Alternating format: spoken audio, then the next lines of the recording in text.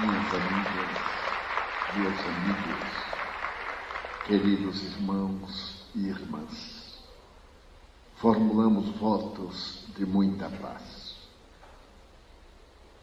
No livro A Gênese, Allan Kardec dedicou o capítulo 18 ao momento de grande transição planetária. Particularmente, nos itens 25 e 26, ele faz uma análise de que este momento na Terra é um momento de grandes aflições. E, naturalmente, a Terra há de experimentar aqueles espíritos que a povoam. Se se trata de espíritos nobres, o planeta deverá estar em condições de proporcionar as bênçãos a que fazem jus essas entidades. Mas se por acaso os espíritos que habitam o planeta terrestre ainda são atrasados, é natural que o planeta apresente convulsões, problemas e dificuldades. Mas tudo evolve diante das leis de Deus. E da mesma forma que as criaturas evoluem, os planetas também mudam de grau de progresso. Sabemos pelas informações dos espíritos que a Terra é o mundo de provas e de expiações. Porque somos ainda um material que está fixando os painéis da beleza, da arte, do conhecimento, do amor. E ainda predominam em a nossa natureza as manifestações primitivas, em detrimento daquelas de qualidade espiritual. É questão 743 da mesma obra. Mas chega um momento em que essa evolução é inevitável. E o codificador, graças às informações do mundo transcendente, estabeleceu que já, a partir daquele momento, com as ideias novas, o planeta mudava também a sua estrutura. A estrutura geológica, a estrutura atmosférica, mas, sobretudo, a estrutura moral dos seus habitantes. E que os habitantes que progredissem evoluiriam com o planeta. Aqueles que mantivessem os sentimentos vis e as características deploráveis iriam para o exílio, porque deveriam estar em um local em que a lei da afinidade funcionasse, a lei de identificação fluídica. E para que esse progresso se desse, era inevitável que espíritos de outra dimensão, portanto mais elevados, viessem ter conosco para nos impulsionar ao progresso, qual ocorre entre os povos terrestres, o intercâmbio dos cérebros, da inteligência, da tecnologia. E são estes que estão vivendo os dias da grande mudança. Nessa grande operação, espíritos de outra dimensão estão vindo também reencarnar-se ao lado daqueles apóstolos que contribuíram a seu tempo para o progresso da Terra. Se fizermos uma análise perfunctória, rápida, a respeito das famílias espirituais de alto gabarito, nós poderemos observar, por exemplo, que antes de Cristo, no século V, o século de Péricles na Grécia, reencarnaram-se espíritos eminentes na filosofia.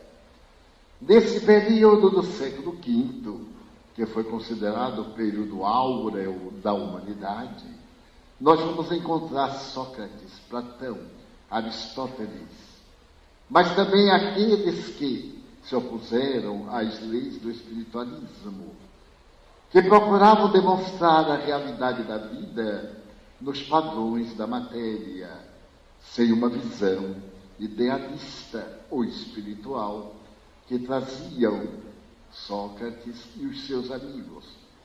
Então nós vamos encontrar, por exemplo, Epicuro, que lança a filosofia do prazer, Diógenes, a doutrina do cinismo, e ao lado deles, Demócrito, que estabelece no planeta tudo ser resultado dos átomos, do vácuo, do movimento. E quando desses três fatores se desorganiza, vem o caos, o aniquilamento. Então a vida seria o resultado espúrio de um acaso. Enquanto Sócrates dizia que nós apenas recordamos. O conhecimento está dentro de nós. Educar, educere, é arrancar de dentro de nós aquele conhecimento que nós trouxemos do mundo das ideias. O mundo das ideias precede e sucede o mundo físico. Razão pela qual o ser humano apresenta-se sob dois aspectos: a sombra e a realidade. A realidade é a essência, a energia, o ser. A sombra é a matéria, o não ser, o transitório. A realidade é permanente. Etapa a etapa vai desenvolvendo os valores intrínsecos. A não realidade é a nossa aparência fisiológica. Porque essa aparência fisiológica muda de acordo com as nossas realizações. E a doutrina espírita, posteriormente, vem confirmar o pensamento socrático, platônico, aristotélico, quando Allan Kardec demonstra que o ser é a energia pensante. Mas para que essa energia pensante se possa condensar, existe o ser intermediário, que é o perispírito, constituído de uma energia específica. E como à época, o século XIX, a física era linear, a física de Newton, não havia expressões, Allan Kardec usa um corpo semimaterial. Hoje, poderíamos dizer um corpo quântico, que é constituído de matéria, mas também é energia, como a luz. A luz tem a sua ondulação, energia. Mas essa ondulação é feita através de fascículos, matéria. Ela é, portanto, uma conjugação de matéria e energia. Ela se propaga com a velocidade de 300 mil quilômetros por segundo, sendo superada somente pelo pensamento, que é mais veloz. Então nós vemos aí a energia tornar-se matéria, que se converte em energia. O espírito com o invólucro, que se encarrega de dar a forma que a matéria vai ter depois. É curioso, porque no esoterismo, nas doutrinas ancestrais, isso era conhecido com a denominação de corpo austral, ou astral.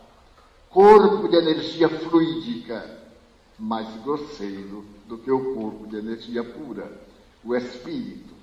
Então nós vamos ver nessa trilogia o espírito, a energia que pensa, o perispírito, a energia que se vai condensando, e a matéria, que é a energia resfriada ou condensada, através da qual desenvolvemos o progresso que nós trazemos da divindade, portanto, do mundo das ideias. Educar é fazer-nos evocar esses conhecimentos, aprofundar neles para descobrirmos quem somos, de onde viemos, para onde vamos e o que devemos fazer. Neste momento de transição, já percebemos os grandes sinais. Por exemplo, o grande tsunami do Oceano Índico, que matou mais de 300 mil pessoas em uma fração de segundo. e que perturbou 13 países, inclusive as praias do Brasil. A grande convulsão, quando as duas placas tectônicas chocaram, essa explosão mudou o eixo da Terra. Porque nos grandes estudos a respeito do planeta, diante do Sol, a Terra tem uma inclinação de 23 graus, estabelecida pelo ano geofísico. Esses 23 graus, essa inclinação, responde pelas noites, pelos dias. Mas o ideal seria que, ao invés de uma inclinação, o planeta girasse em torno de uma perpendicular. Uma perpendicular que receberia do Sol a mesma quantidade de fótons, produtores da claridade, do calor, do equilíbrio, e a mesma energia magnética da lei da gravidade. Com esse tsunami, estabelecem os estudiosos que a inclinação, que era de 23 graus, passou a 18. E, naturalmente, em um outro tsunami, ou noutros, ela adquiria verticalidade para que as temperaturas sejam amenas, agradáveis, para que não hajam as ocorrências calamitosas das grandes tempestades, dos desastres de natureza intrínseca do próprio planeta. Porque nós estamos em uma camada muito fina.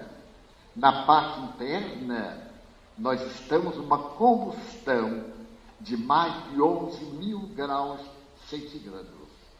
A temperatura do Sol é de 6.648 graus centígrados. Daí, periodicamente, essa massa ígnea, esses metais derretidos, necessitam de dar vazão aos gases. E a Terra se rompe e vem as erupções vulcânicas, fazendo que não apenas os gases da alta temperatura, mas também os gases venenosos sejam expelidos e a massa terrestre seja diminuída para ser mais volátil, mais leve. Através dos estudos, se fez uma análise da estrutura atômica do planeta e se pôde demonstrar que os espaços vazios na Terra são infinitamente maiores do que aqueles que constituem a matéria.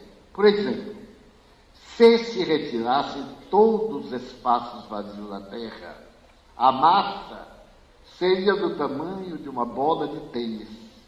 Porém, pesando o peso, é de propósito, pesando o peso que tem nesse imenso volume, então é um planeta atrasado. Ele irá naturalmente diminuindo a massa bruta, a matéria, para sutilizar-se. A atmosfera terrestre é de 60 quilômetros, graças ao que nós podemos sobreviver.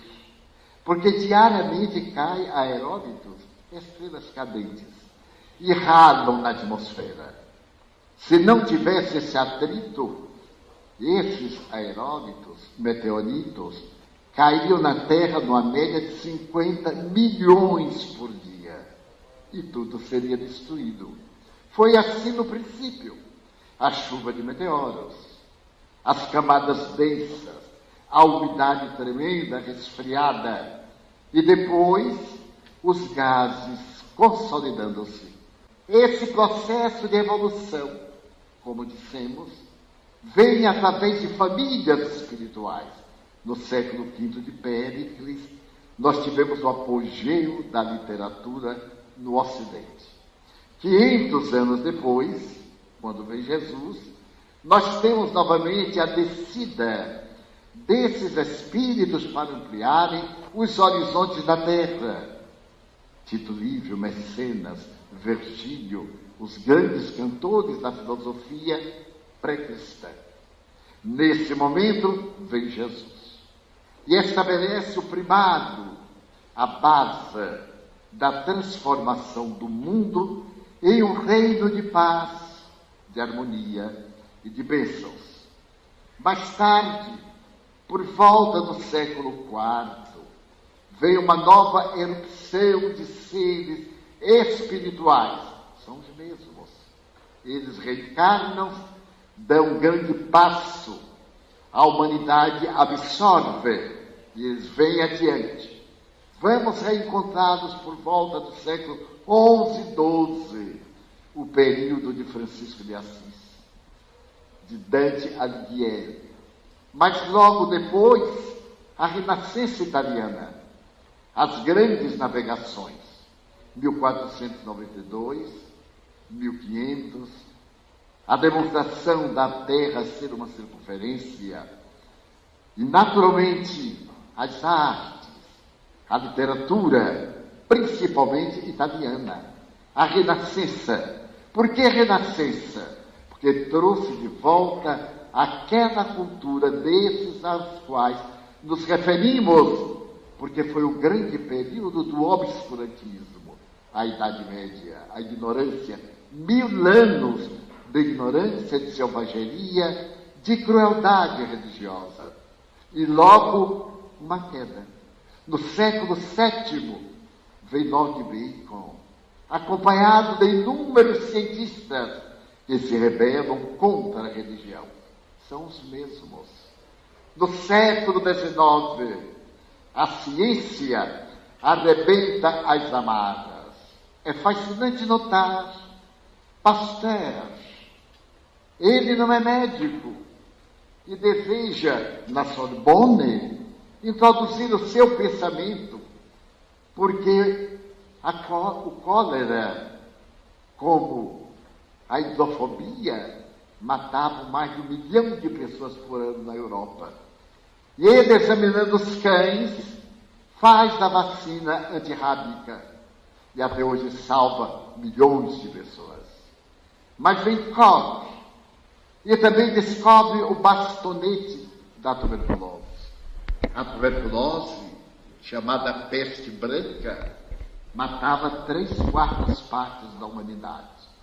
A descoberta, enfim, dos micróbios mudou completamente as paisagens terrestres. As epidemias eram terríveis. A peste negra matou 3/4 partes da humanidade. Não se fazia enterro, porque ao se conduzir um morto iam caindo outros pelo caminho.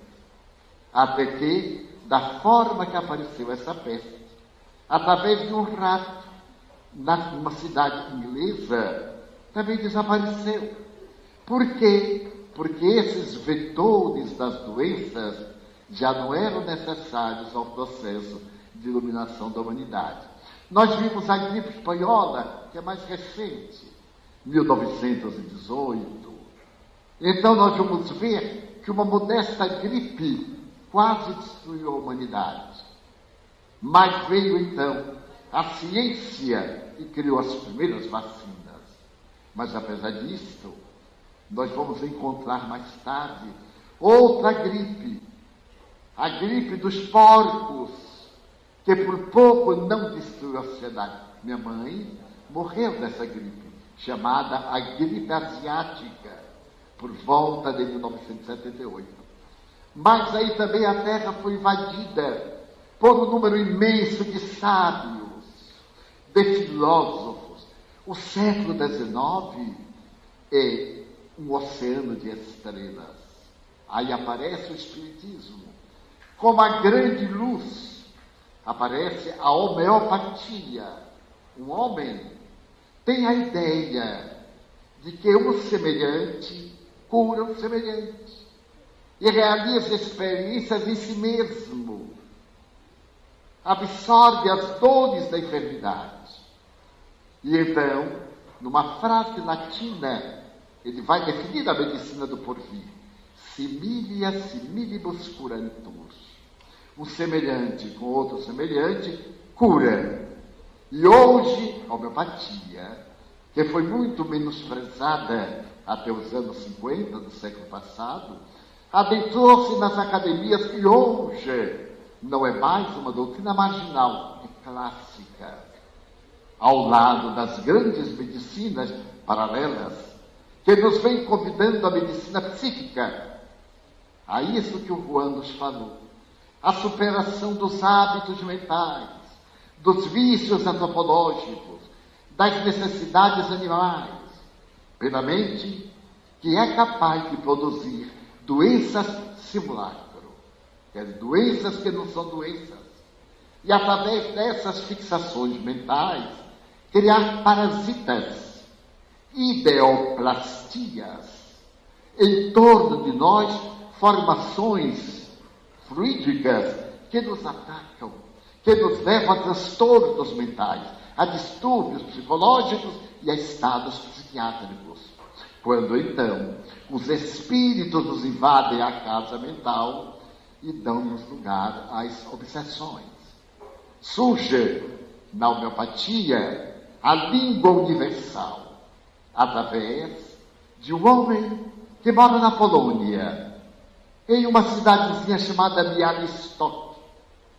E ele percebe que em Białystok, cada bairro fala um idioma, porque a Polônia era uma amálgama de raças. E as pessoas que moravam na mesma cidade não se compreendem. Então, Zamenhof concebe uma língua que tem raízes em todas as línguas, e que, se aprendendo essa língua, não teria nenhuma necessidade de aprender senão a língua nacional, e se comunicar com o mundo inteiro. E deu a esta língua o nome de Esperanto, la espero, a língua da esperança. Vamos agora caminhando para a universalidade médica. Aparece nos anos 60 do século passado como a medicina vibracional. Toda ela feita através da energia, a meditação, a reflexão, a terapia dos passes, as ondas magnéticas, a água fluidificada e tantas outras expressões da chamada medicina paralela, abandonando-se aquela medicina violenta que salva, que cura, mas que deixa sequelas, porque ela mata para viver. E ao matar para viver, ela mata o corpo que lhe serve de agasalho. Nas medicinas vibratórias, não. Mas para que isso se dê, espíritos superiores de outra dimensão vêm à Terra. E os espíritos atrasados saem da Terra. No item a que me referi, do capítulo 18 de A Gênese, Allan Kardec diz que são duas gerações em luta. A velha geração, que está muito bem, e a nova geração das almas juvenis, dos jovens, dos pensamentos. Então é fácil pegarmos a internet e vermos uma criança de 3 anos com um violino maior do que ela tocar Brahms, porque os 3B da literatura internacional, Brahms, Bach e Beethoven, são muito difíceis para os melhores musicistas internacionais. Como pode uma criança de 3 anos e tocar com André Rieu, o mago da música internacional? Mas não apenas isso, e mais fascinante, no Oriente, onde não há uma herança musical clássica, porque o clássico é do Ocidente, o clássico como nós conhecemos. A música japonesa, a chinesa e outras do Oriente são típicas da sua ancestralidade, do planeta de Capela, como a nossa também de outra área de Capela. Então, para nós, a riqueza das partituras, da melodia, leva-nos à lágrima. E nem sempre a música oriental nos fascina. Entretanto, há muito ocidental que se comove com a música oriental e não com a ocidental. Então nós estamos vendo diariamente meninas trazendo a música clássica e cantando com uma grandeza superior aos maiores astros que jamais se viram na terra. É o que a juventude tem para nos dar. Como é que esses espíritos estão trazendo essa força nova para esse período pós-transição? Quando se fala a respeito de UFOs, ou discos voadores, os ufologistas costumam dizer, eles já estão aí. Sim? E esses espíritos, não necessariamente através de um disco voador ou de um artefato metálico, mas eles estão aqui reencarnados, com a mente superior, com uma percepção incrível. Têm sido entrevistados em todos os canais do mundo, esses meninos ideais. Este vai dizer a Oprah, eu renasci para acabar com o câncer. Acredite, um menino indiano de 12 anos, que aos 10 anos de idade era professor da universidade do seu país, na capital. Mas ele vem e diz que o seu conhecimento de fisiologia, de neurologia, está muito além de todos os livros terrestres que ele já leu aos 10 anos. E nós pegamos um tratado de anatomia com 50 anos e ele pesa na mão e na cabeça. E a gente, no meu caso, não entende. Então nós estamos com uma geração de ideias novas. Eu, que sou de uma geração bem recuada, fico acompanhando o surto do progresso. Ainda ontem, à noite, ouvíamos um amigo que está na área da comunicação virtual, na área da cibernética. E ele dizia, a televisão já está superada. Ninguém está mais interessado na televisão grátis, porque nenhum de nós quer o programa feito pelos outros. Então nós vamos para os canais pagos, vamos montar os nossos programas, vamos entrar naquilo que nos interessa, e não na programação tradicional. Só assim o faz quem não tem dinheiro. E eu me recordo que eu sou do tempo do disco de vinil, aquele maravilhoso que voltou. É porque a coisa boa volta. E então aquele disco volta. Aí eu disse uma frase que toda hora eu devo entender. Se é bom para o brasileiro, então é bom para nós. Então, disco de vinil. E de repente, apareceu um disco grosso, horrível, se colocava lá, mas era um disco que tinha imagem. Eu próprio ficava olhando como é que a imagem estava ali dentro daquela caixa. E rapidamente veio o CD. E veio outro tipo de CD. E eu fui comprando e falei, que loucura! Agora nós temos, eu devo ter assim, uns 5.000 CDs. Não tenho onde colocar tanto CD. Mas agora nós temos o pendrive, aquela coisinha horrorosa. E já tem um pendrive do tamanho da unha. Meu Deus, a gente vai palitar o dente agora com pendrive. E vai escolher o que quer com o dente. Eu vou abrir agora no local tal. Mas já está quase superado o danadinho. Porque já tem coisa aí. Porque o interessante é que tudo isso é resultado da guerra. A guerra tem esse benefício. A humanidade não progride na paz. Nós somos paradoxais. Progride na guerra para vencer o outro. E foi na guerra que surgiram as grandes doutrinas da miniaturização, para poder lançar os mísseis a grande distância. Eu sou do tempo das válvulas. Lá na mansão eu tenho um rádio com válvula. Aqueles tubos horríveis, mas como eram simpáticos. E o perigo por causa do gás que eles têm. Agora, nós dispomos de uma tecnologia de ponta fascinante. Até o momento em que eu possa apresentar uma nova ideia. São espíritos que vêm de outra dimensão, onde lograram um conhecimento mais elevado. Perdoe-me narrar uma experiência pessoal, que talvez traduza melhor. Eu conheci aqui na Terra um grande esperantista, Ismael Gomes Braga. Este homem falava 12 idiomas. Está vendo? Olha aí. Eu só peguei, ela já perguntou: o que é que você quer, Divaldo? Aí está. Porque o meu telefone é diferente. O de todo mundo a gente tem que tocar, né? O meu, de repente, tem um susto e começa a falar sozinho. Já é o progresso. Quem sabe que eu não sou o criador de uma nova ideia? E então, Ismael Gomes Braga adoeceu gravemente. E eu fiquei muito preocupado com ele. Isso, digamos, há 40 anos. E numa noite, eu tive um sonho que era o desdobramento da personalidade. E fiz uma viagem astral. E Ismael era o objetivo da viagem astral. Os espíritos iam fazer um transplante de energia, utilizando-se de mim, porque nós tínhamos fluidos compatíveis. E eu vi-me em uma sala cirúrgica.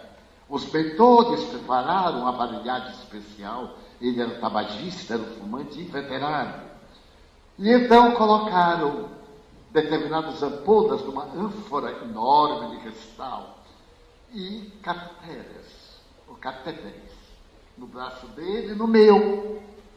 Traziam prana, essa substância do ar, e maaprana, a energia verde que as árvores eliminam. Tudo isso foi mesclado naquela imensa ânfora e descia pelos nossos braços, retirando de mim, trabalhando ali, passando para ele. Pois bem, eu fiquei admirado, porque o controle era através de um robô. Eu não conhecia robô naquele tempo, somente as fantasias cinematográficas.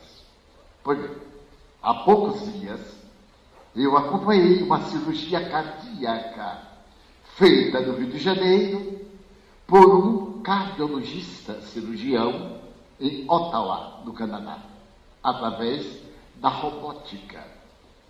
Portanto, no mundo espiritual está um progresso imenso e esses espíritos estão reencarnando. Sois vós, alguns de vós, pouquíssimos de vós, para desencorajar, que viestes para apressar. Então o vosso impacto em nós, da outra geração, choca. É o comportamento moderno, a visão de tolerância que nos surpreende. A mim, que passei pela experiência do obscurantismo dos últimos 90 anos, e já vivi demais. Estou até cansado, que 90 anos são um período imenso. Mas agora vem, eu que vi maltratar os animais. Agora os animais na Colômbia, eles têm direito à aposentadoria. Aposentadoria. Depois de X anos de carroça, o animal vai para o pasto e não trabalha mais.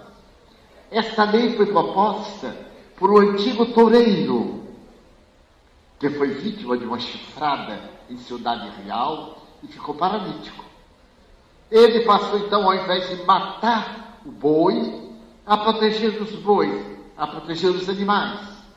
E lançou essa lei, e a lei se tornou nacional. Vemos agora a loucura pet. É o maior PIB do mundo. É cuidar de cachorro, de gato. Gente, não é tanto. Deixa para lá. Mas vai chegar lá. É o caminho. Eu acho que Roberto Carlos é um pouco culpado quando ele canta a respeito dos animais, são seus amigos. Mas ele também tem amigos, gente. Ele é um pouco ingrato. Mas deixa para lá. Então, nós estamos vendo essa era em que uma nova vitalidade toma conta da Terra, em que almas jovens de outras esferas vão enriquecer o mundo de beleza. Nada de tolerância. Tudo é válido, mas nem tudo convém. Como dizia o apóstolo Paulo. Que percepção! Há quase 21 séculos, o apóstolo da gente dizia: Tudo me é lícito. Quer dizer, eu posso tudo, mas não me convém muita coisa. Então nós já sabemos discernir. Qualquer ideia de preconceito choca-nos. É a nova mentalidade que está construindo o futuro. Por esta razão, quando me deram o tema, e eu vi essa juventude adorável, juventude principalmente biológica, porque aquela juventude já um pouco mais madura ainda resiste. O jovem aceita a ética que nós não temos para lhe dar. Qual é a ética da minha geração, da sua geração? É a ética do meu é meu, não é do nós. O velho ditado, Mateus, primeiro os teus, depois os meus. Então nós estamos agora de tudo é nosso. O que vale é amar. É amar, mas não através da flor. Amar no sentido de salvar vidas.